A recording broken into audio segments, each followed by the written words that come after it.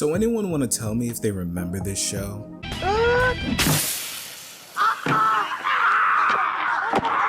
It's this baby photo of him in the tub. Ave Maria.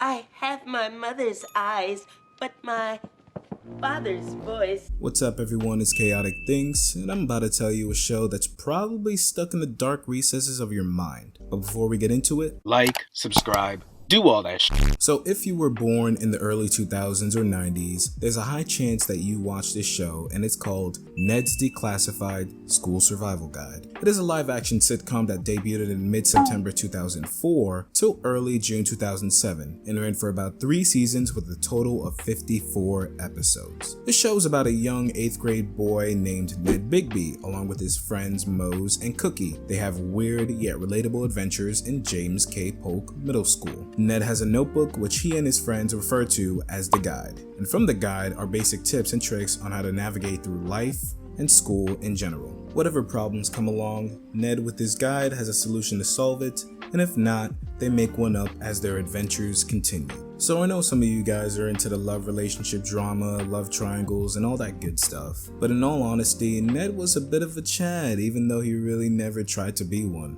I mean, you got Ned, who likes Susie, and for a while she didn't acknowledge him, but at some point they started dating. You have people constantly speculating that Ned and his best friend Mose are dating, and they kept denying it until Ned miraculously ends up playing Spin the Bottle with Mose, because circumstance. And they end up kissing and literal sparks and fireworks fly. Oh, and fire broke out at the party they were at. But it's all good. They'll be fine. You also got that punk chick girl that reminds me of Marie from Ed, Edd n Eddy, and her name is Doris, who I'm not gonna lie, I had a crush on as a kid. Let me know if you had a crush on her in the comments. Doris was the leader of her 3-girl group, and her 2 other friends were bullies to everyone except Ned because Doris liked him. Then there's that other girl named Missy, and she was the rich, preppy, annoying girl that for some reason liked Ned and was always nice to him and no one else. So Ned's got one girl that likes him, another one that was on the fence about the relationship but finally ended up together, and another that Ned liked and eventually got with but ended things with her for certain reasons.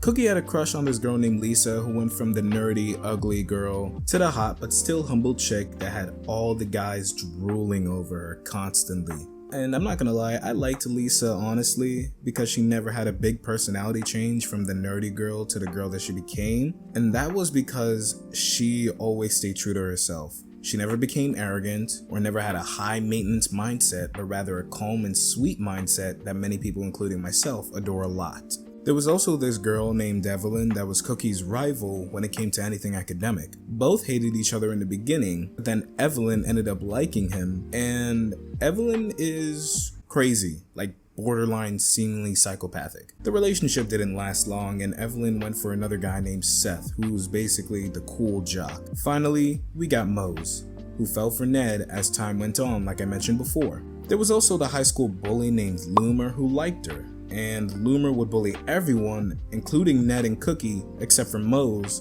because again, he liked her. Mose gave Loomer some chances to change his ways, but the relationship didn't work out. However, Loomer did change himself from being the harsh, typical school bully to a sensitive and mellow guy that liked to create more than destroy. Which I know sounds very cliche and cringy, but his character development was actually pretty solid, I'm not gonna lie. Now, as you could tell, I really loved this show when I was a kid because it gave me some helpful tips on how to survive school and how I could solve my problems. Moreover, the show is extremely relatable, especially if you were a teen growing up at around the time the show was on air. The show had a great balance of both humor and seriousness when it came to the themes that were in the show. For example, in one part of an episode, you have the school janitor named Gordy trying to catch a female weasel and fail miserably every single time. And then you move on to the episode's problem on how the main characters can fix it using the guide, or just some romance drama, I don't even know. As for the characters, Ned is about as basic as you can get.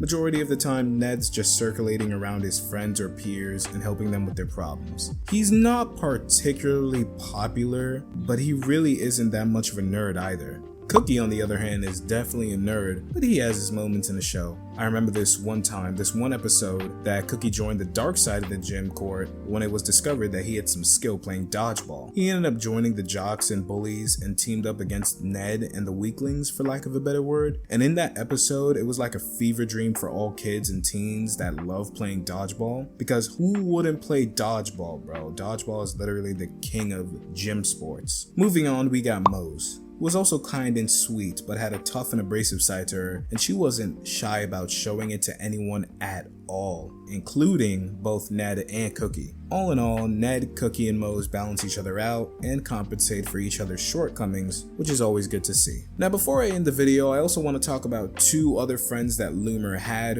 which are named Jerry Croney and Buzz Rodriguez. First off, I think Jerry is extremely underrated. Even though he's in the trio with Loomer and Buzz, he's secretly sensitive. He also helps Ned from time to time, which I always like to see. The man just minds his own business and sews in his sewing club, of which not too many people know about except for Ned, Mose, Cookie, and eventually Loomer when he joins the sewing club and sews with Jerry. And I'm not gonna lie, Jerry always tries to make a point that he's in a sewing club, but he's always interrupted. He'll be like, yo, guys, I have something to say. I'm in the... And then when he's about to say sewing club, the school bell would go off and everyone would just walk away going to attend class or doing their own thing. And he'd just be left there like, oh, man. Alright.